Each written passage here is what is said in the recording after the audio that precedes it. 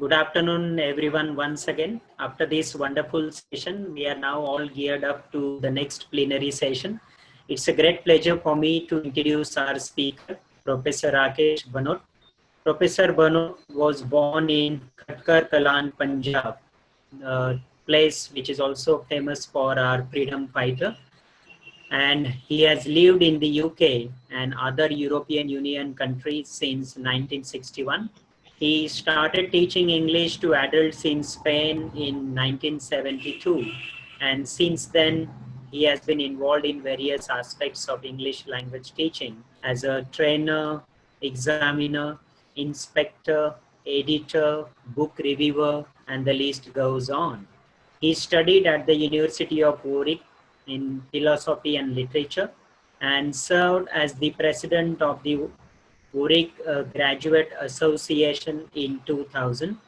He is the founder, editor, advisor, board member of Language Issues, the Journal of the National Association for the Teaching of English and Other Community Languages to Adults in the UK. Professor Rakesh has co-edited several books on education and also contributed to various publications, including the Times Higher Education Supplement, TES, EL Gazette, English Teaching Professional, and ELTJ. To date, he has delivered workshops, seminars, conference papers, as well as keynote and plenary talks in over 50 countries. In 2013, Professor Rakesh was the winner of the first IATEFL Helluver Prize. To know more about him, you can also watch his interview that we have uploaded on ELT Summit website. Ladies and gentlemen, please join me in welcoming Professor Rakesh Bhanot. Thank you very much. Over to you, sir. Well, okay, good afternoon. First of all, thank you for inviting me. I'm very grateful because it gives me a chance to do something and perhaps fail. This is my first webinar ever, so if things go wrong, I'll apologize in advance. I normally start off with some kind of task, and you can see I've put up a little task on the screen. But before I ask you to respond to that, can I give you some homework? Yes, you heard me correct. I often start by giving my students homework, or I used to when I was a teacher. I'm now retired, but I still do some voluntary work.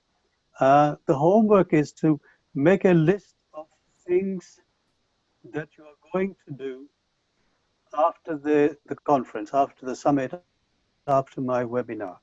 Okay, so you'll need pen and paper to make a list. Let's get back to this task which I've given you. If you leave a class without learning something new, you are a bad or possibly you are a poor what?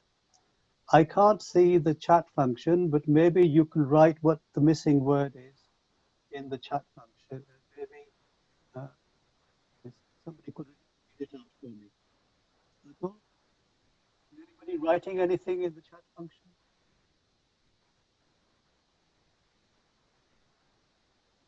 Can you hear me? Hello?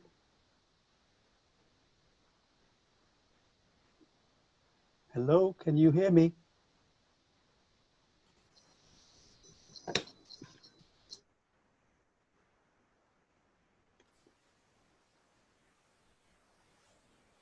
Atul, can you hear me? I'm here. And yes, I can. And everybody is saying yes. Okay, so has anybody written anything in the chat function?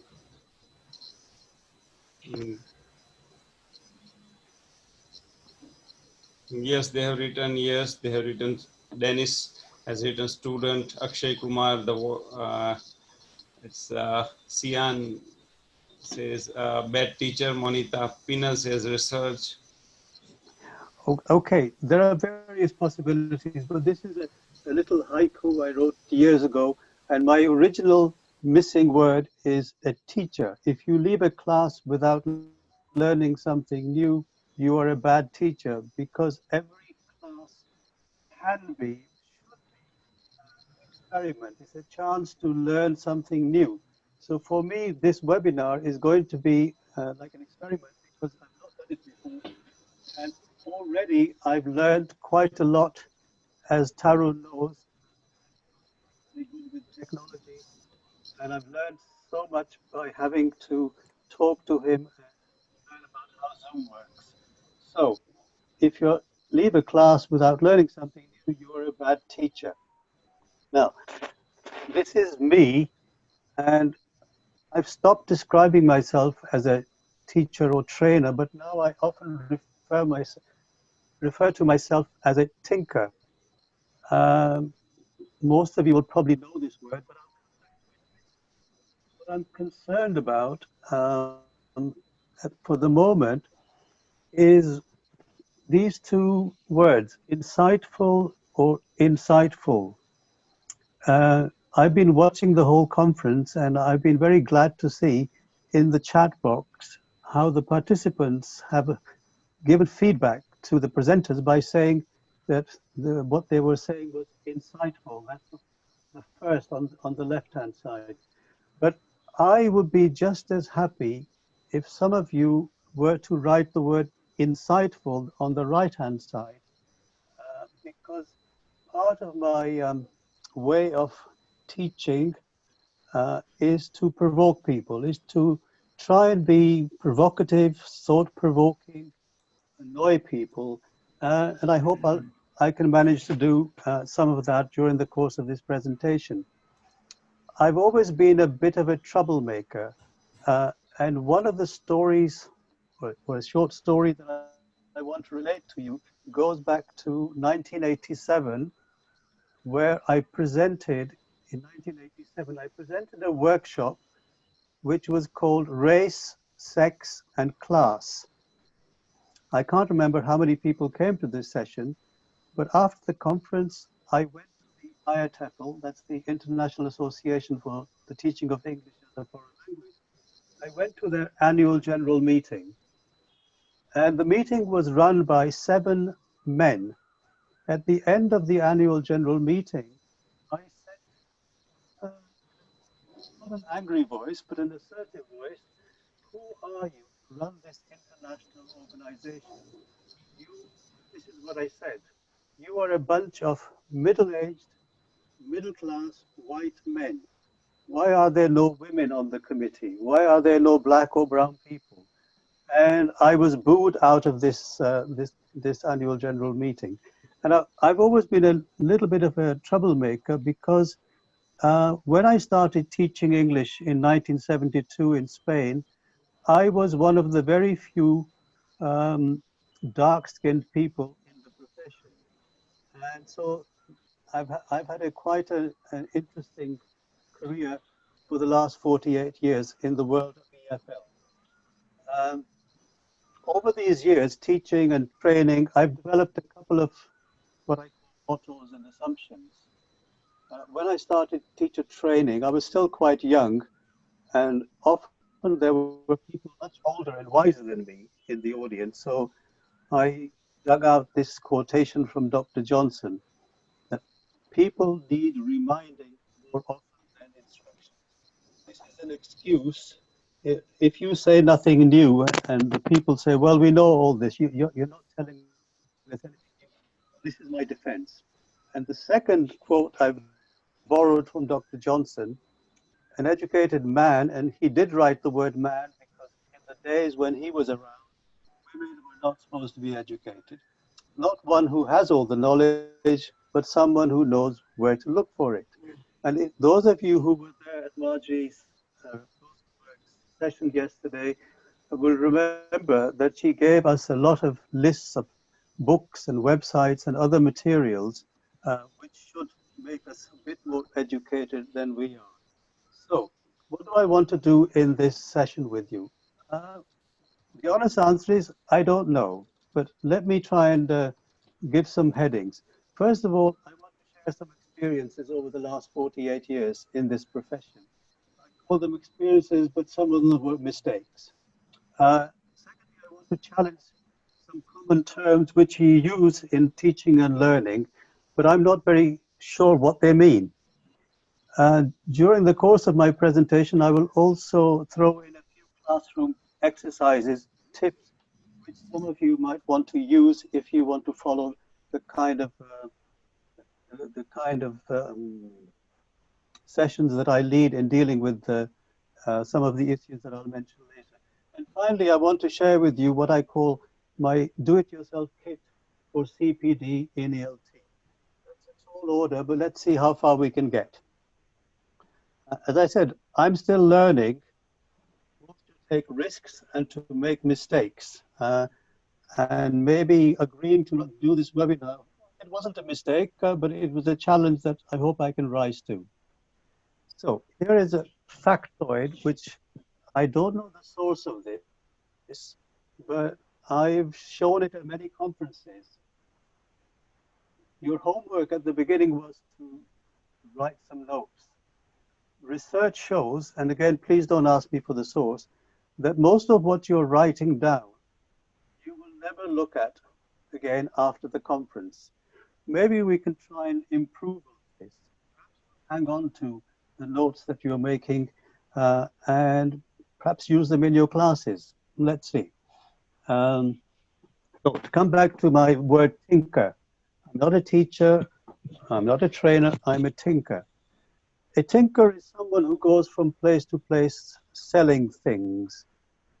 And just for the last, I don't know, 40 odd years, I've been going to different countries, running workshops, teaching English.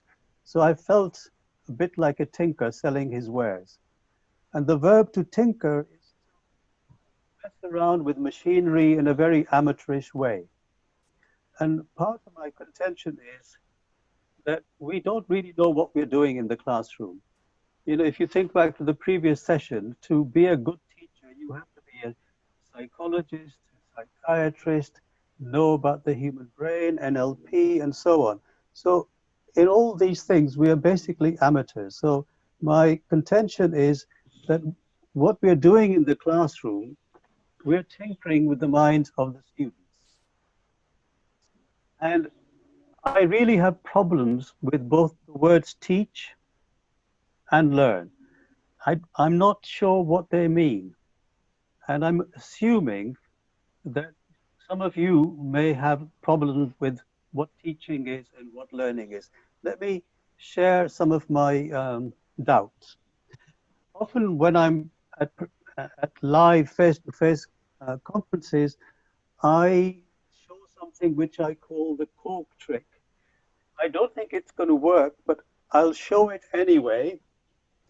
I don't know if you can see, I have two corks in my hand.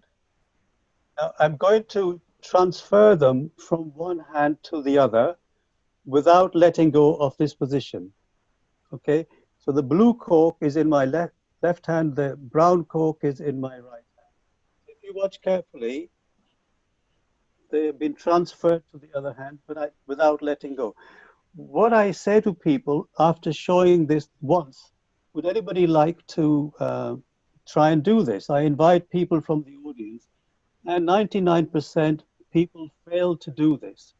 The main reason being is that I haven't actually taught the participants the trick. I've simply shown it. The last time I did this, I don't know whether we have any Spanish speakers, but in Spanish, the word to teach and the word to show is the same word, enseñar.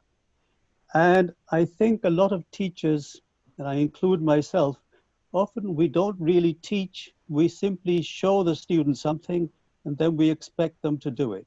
So I have a problem with the word teach. One of my professors, Henry Widdowson, said the following: when you teach students, they learn not more or less what you teach them, but they learn more and less. And I think there is some truth in that.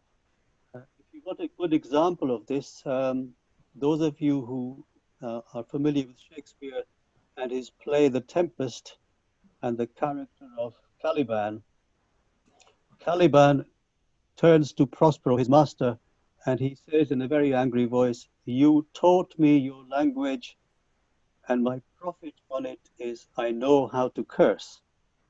Now, Prospero did not want Caliban, his slave, his servant, to curse, and that wasn't one of his aims and objectives, but anyway, Caliban learned to curse his master. So when we are teaching students, we may have some aims and objectives in our head, but what the students learn may be something quite different. So this leads some people to conclude that we can't teach. We can stand in front of a class or an individual and perform various tricks, but you can't really teach them unless they want to learn. So our job is not to teach, but to help students to learn.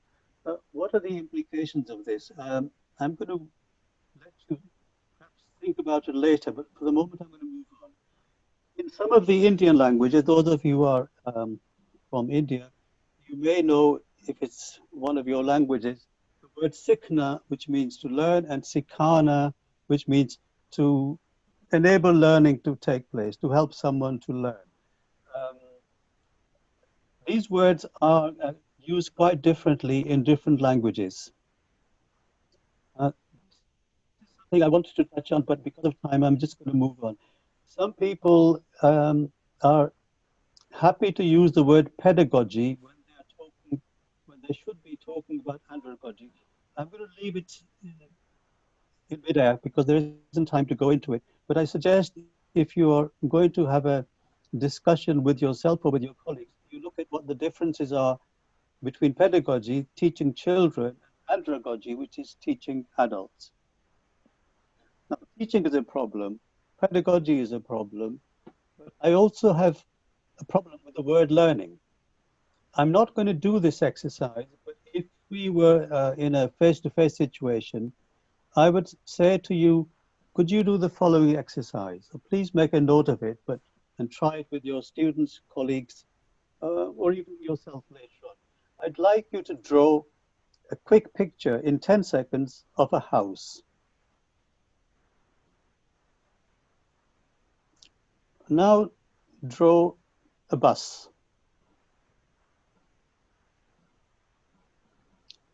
And the third thing I'd like you to draw is a tree. Now, if you were sitting in an auditorium, I would say to you, please turn to your neighbor and compare your drawings, and you would find that your bus, your house, and your tree look very similar. But if I ask you to draw what teaching and learning looks like, and I'm not going to do it because I won't be able to see your results, but if you had to draw a visual representation of what teaching and learning looks like, most of you would have different pictures. So we don't really know what learning looks like. Let's try something else. Let's try a verbal definition of learning. What is learning? We talk about teaching, we talk about learning as professionals, but what is it? What is learning? And if I gave you some time, and I'm not going to define what learning is, after some discussion, we would end up with this definition, which I've been using for years. Learning is a change in those three things: attitude, skill, knowledge. Now, it's just by coincidence, the first three letters, as you can see, spell the word ask.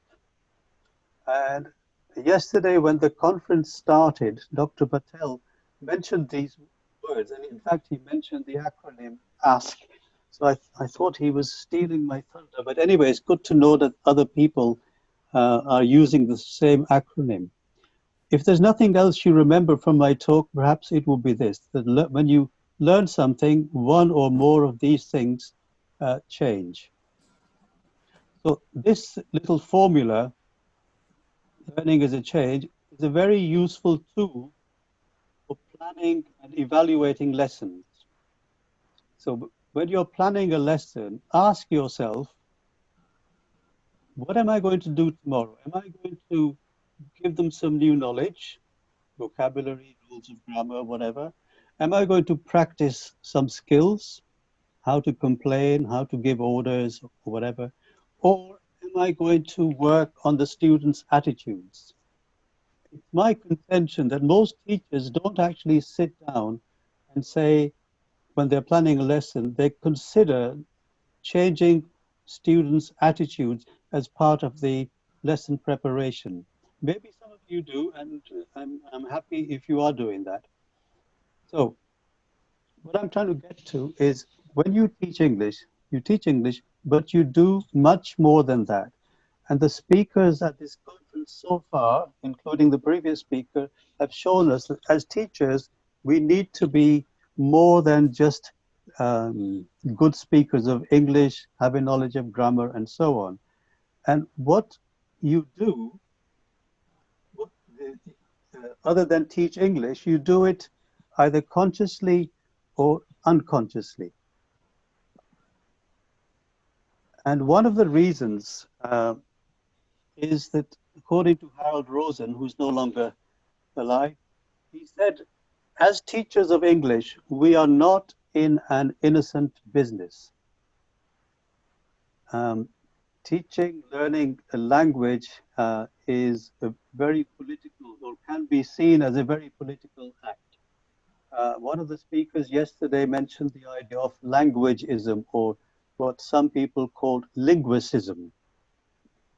So if language teaching is political, what are the implications for your job as a teacher of English?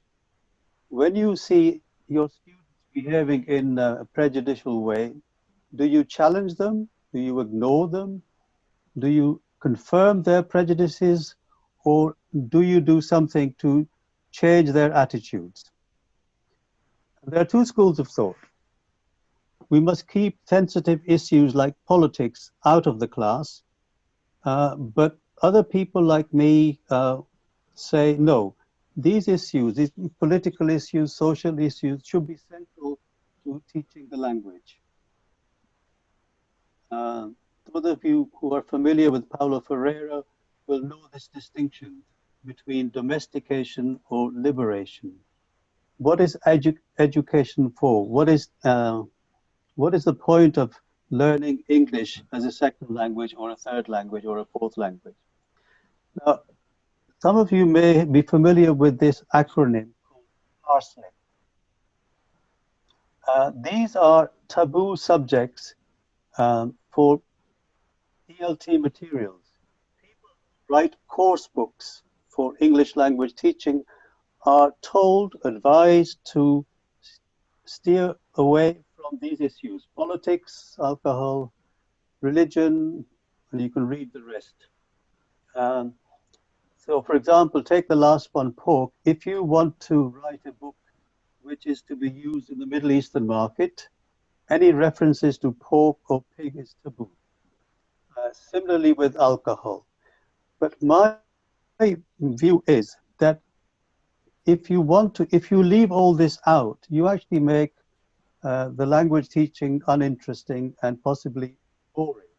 And so my advice is to include these issues and other controversial issues in order to make language teaching more interesting. Here's a question which I heard somebody ask at a conference.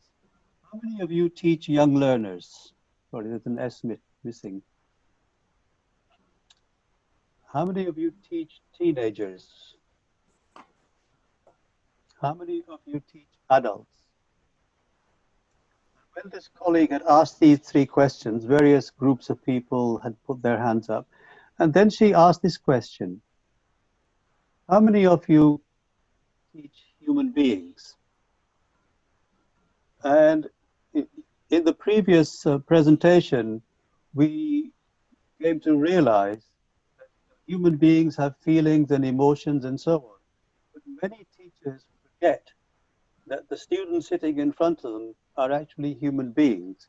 And if you look at them as human beings with feelings and emotions and anger and depression and all the things that Patricia was talking about, we need to perhaps reconsider the way we teach English. That's why I said what I'm trying to get at is how do you deal with all the extra things, not just the linguistic exchange, but all the other psychological things which we need to take into account if we are to be a good teacher. This morning, when I was looking at my Facebook, I found this in one of the Facebook posts. I only saw this a couple of hours ago, but I've added it to my PowerPoint presentation. When you're in the classroom, I'll let you read it first.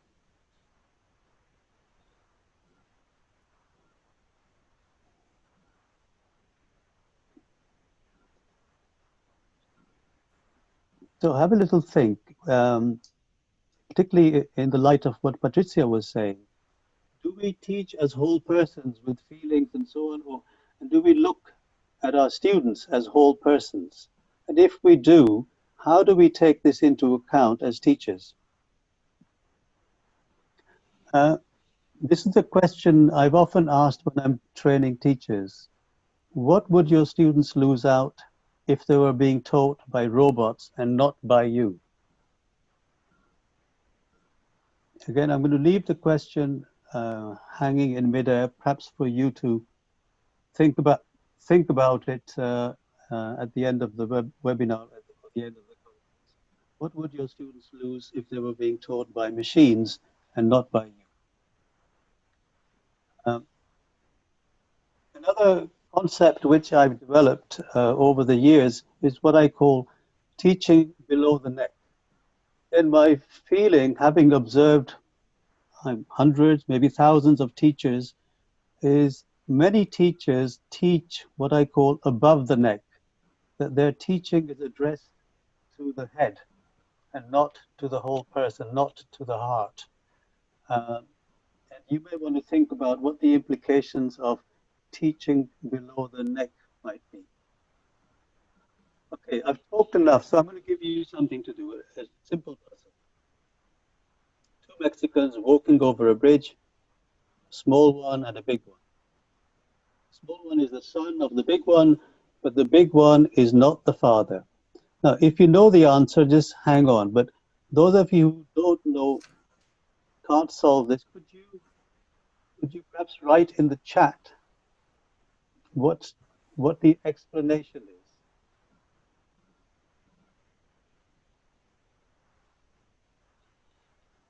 As I can't see the chat function, I'm not. Could somebody read out? Atul, are you there? Or Tarun? Yes, sir. Yeah. Has anybody written anything in the chat box? Yes. Dennis is saying the big one is the mother. Okay. So whoever answered that, that's very clever. But you could try this with your students or colleagues.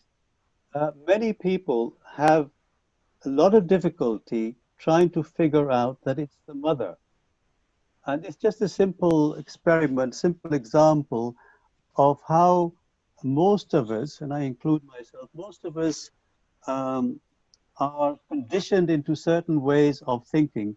And it's surprising how long it takes for people to figure out that the big one is the mother.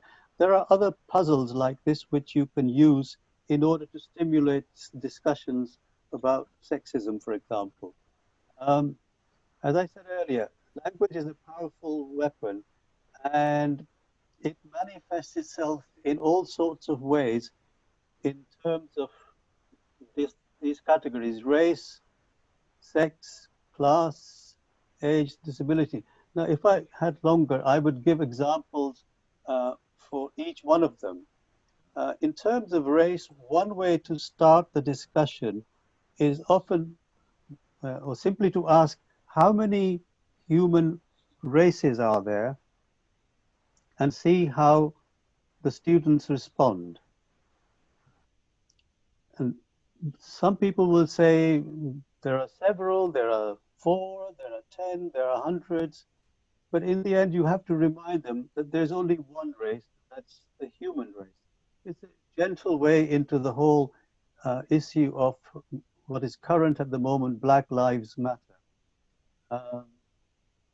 With sex, another exercise you could use, which I use, is to ask people to name 4 people in history who've made a significant contribution to civilization. And maybe you can think about it now. 4 people in history who have contributed to the development of humanity or civilization.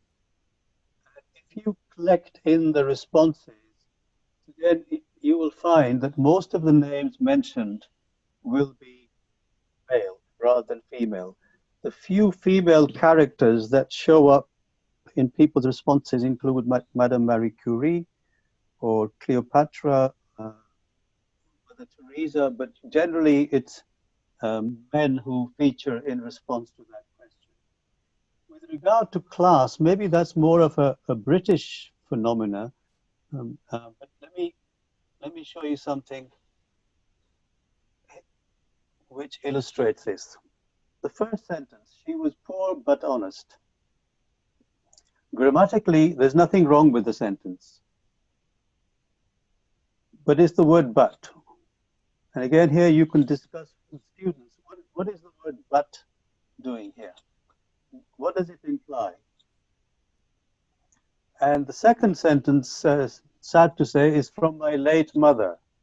When she was busy trying to find me a wife, she said in Punjabi, my mother tongue, but I've translated it to English. She said, I found you a very nice girl, but, and again, this is a rough translation, but she's a bit on the dark side. And again, this word but is very significant. And the most interesting use of but, which I'm sorry, I haven't got a slide, but I can tell you, when Martin Luther King died, a very famous Russian poet called Yevtushenko, he wrote a little tribute. He wrote a poem about the death of Martin Luther King. And the short poem went something like this. His skin was white,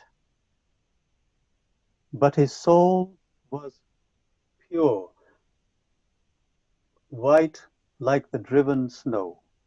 Again, I've used that little poem in my classes to, again, discuss what is this word but doing is. His skin was black, but his soul was pure white. So language can be made more interesting if you begin to start analyzing what some of these simple words mean. Another thing which, as teachers of English, we need to be aware of is what we find in English language teaching materials. About 48 years ago, when I started teaching English, I used to look at English language teaching books, and there were no black people, there were no brown people, there were no Chinese. All the people in books for teaching English were young, white, middle-class people who lived in nice suburban houses. Nowadays, if you look at language teaching books, they are a bit more representative of society at large. So one of the things as teachers we need to do is to see what is omitted, what's missing from the books, and what is included. The words omission and commission. Omission refers to the fact that if all the doctors in the books are men, there are no female doctors, they are omitted. Commission might be there are women, but they're all nurses. Similarly, you can look at books, you'll find that the people who are sitting in a restaurant are all white, but the waiters are all black. So, what I'm suggesting is that as teachers of English, we need to be more than just consumers of what's presented to us. Perhaps we need to be a bit more critical of what we find in the books. So, one of the things, the last thing I promised to share with you was how to become a better teacher, a more effective teacher. Some suggestions, and these suggestions come not from English language teaching, but for the last 10 years before I retired, I used to be involved in CPD in a university. And this was not just for English teachers, it was for teachers, lecturers of all subjects. And the four strategies we had are here. The first one is peer observation. I think other presenters have mentioned this, that instead of working on your own, it's very useful to work with somebody. In several languages, there's a puzzle which says one is one, but two ones are what? Would anybody like to write the answer in the chat box? One is one, but two ones are. Atul, has anybody written anything? Yes, Pinali has written many. Shivam has written one. Okay, well, we could continue with this, but the answer is 11. If you put two ones next to each other, they make 11. The point of the little joke is that if you work together with somebody, if you find a buddy, I don't like the word buddy, but if you work with a colleague, either in preparing your lessons or agree to observe each other, then you are much more likely to improve as a professional than if you're working on your own. If you want some guidelines on how to do peer observation effectively, the British Council has a website where you can get forms and guidelines. The other instrument we used to help university lecturers to improve was what we call critical incident analysis. From the words, it sounds as though this is something you write about when something goes wrong. However, we used critical incident analysis to encourage people to think about what happened when the lesson went really well, when the students were happy. So you can get examples of pro formas on how to write a critical incident, either good or bad. Writing these incidents helps you to reflect on what's happening in the class. I've lost my PowerPoint presentation. Atul? You can share it again. Yes. Okay, I'm just going, yeah. Okay, and the third instrument we had was we asked people to keep a reflective practice portfolio, call it diary portfolio. And there was a fourth strand, which I'm not going to go into, but I would like to share with you what we meant with this reflective diary. Sorry.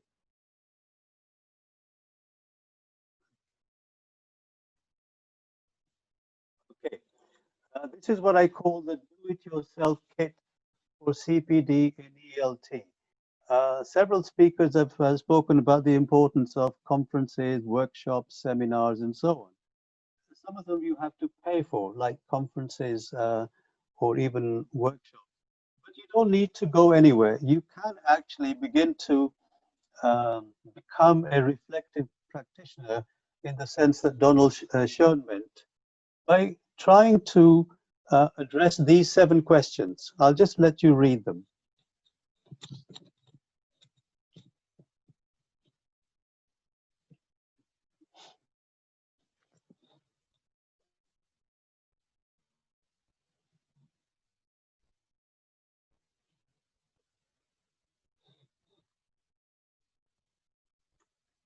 Now, this does not mean that you have to write a diary entry every single day of the week, but from time to time, if you keep a diary like this, it will develop into a portfolio, which is evidence of you doing your CPD.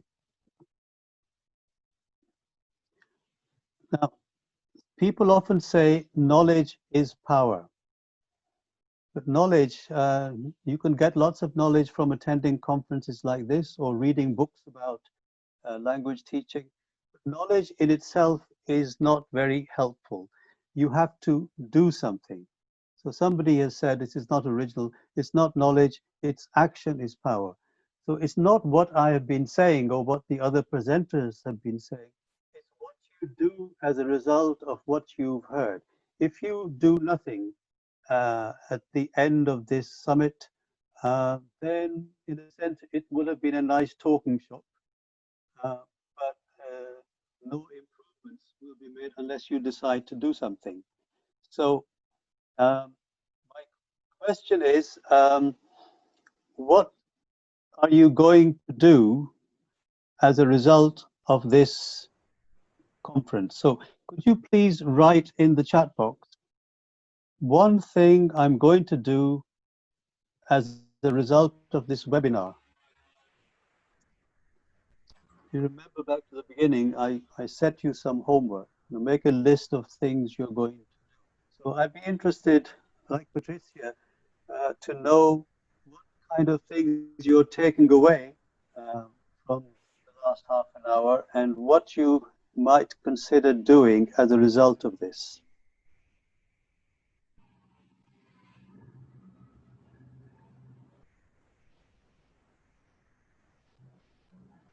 Mr. Shivam is saying, I'll conduct workshops for teachers. Sian is saying, maintain a reflective diary. Mr. Ravi is saying, I'll remember you for what you have said. Okay. Pinali is saying, let's grow together.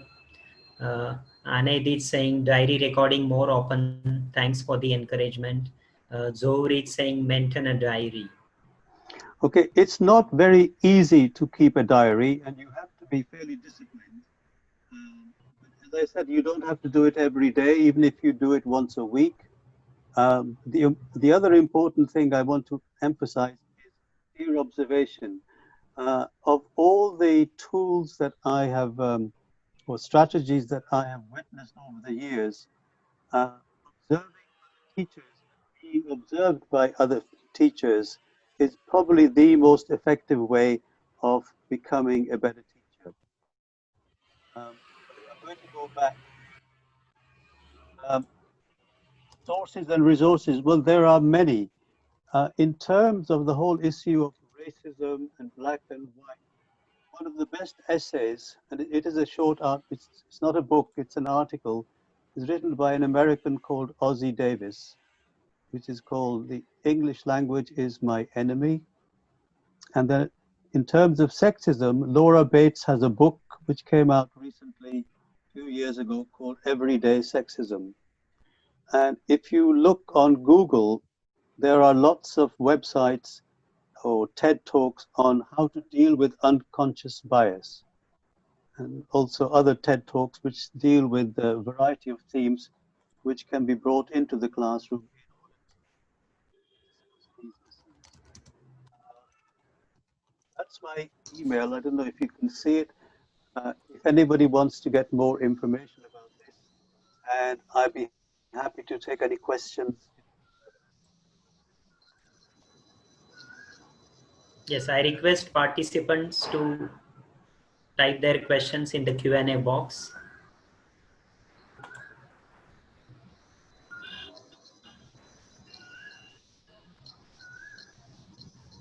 can see one question: how to deal with mood swings of students? I think that question would have been better put to Patricia, who ran the previous session. But in terms of the theme of my talk, we as teachers have to be more than just teachers. We have to be social workers, psychiatrists, a shoulder to cry on. I think a lot would depend on the age of the student and the kind of relationship you have with the students. I don't think there's a simple answer in, especially when you're teaching teenagers. They often have mood swings. It's like growing up, I suppose. I'm sorry, I haven't got a more concrete answer to that. Sir, there is a comment by our previous speaker, Patricia ma'am. She says, I couldn't agree more. We all have blind spots. We desperately need feedback to address issues and identify strengths and grow. Shivam has asked a question. What challenges did you face? Like some people do not support us when we bring your ideas. What challenges did you face? Not just challenges, but aggression. Um, some people don't like discussing these things. The person who comes to mind is, I remember, a Portuguese student. He was a former soldier in the Portuguese army, but he was in London to learn English, and he happened to be in one of my classes. At the end of the course, I asked for feedback. Instead of filling in the form, he he stood up with a, in a very angry voice. He shouted at me. He said, I paid good money to come and learn English here. And all you've done is talk about racism and sexism and other isms. This is not what I wanted. I came here to learn to speak English fluently, and you just wasted my time. So my first reaction was that, oh, why is he so angry? But instead of responding to him, I just applauded him. I said, Pedro, you've just demonstrated beautifully how fluent your English is.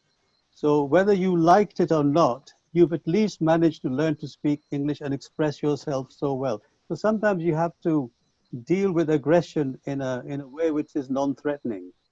Um, but yes, there are no easy answers. What I'm saying to teachers is that unless we as teachers address these issues, then things are not going to change. Now, I've been involved in what you might call anti-racist education for 35 years. And the assumption was 35 years ago in London that things would improve.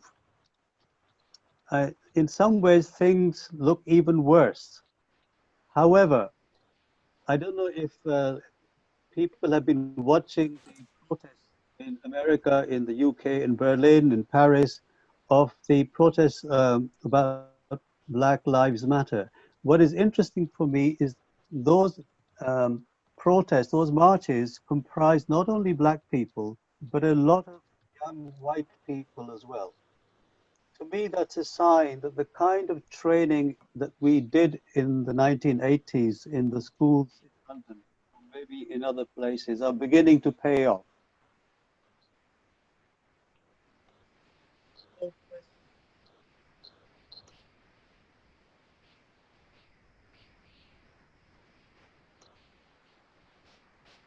I don't want to finish with the negative side of it.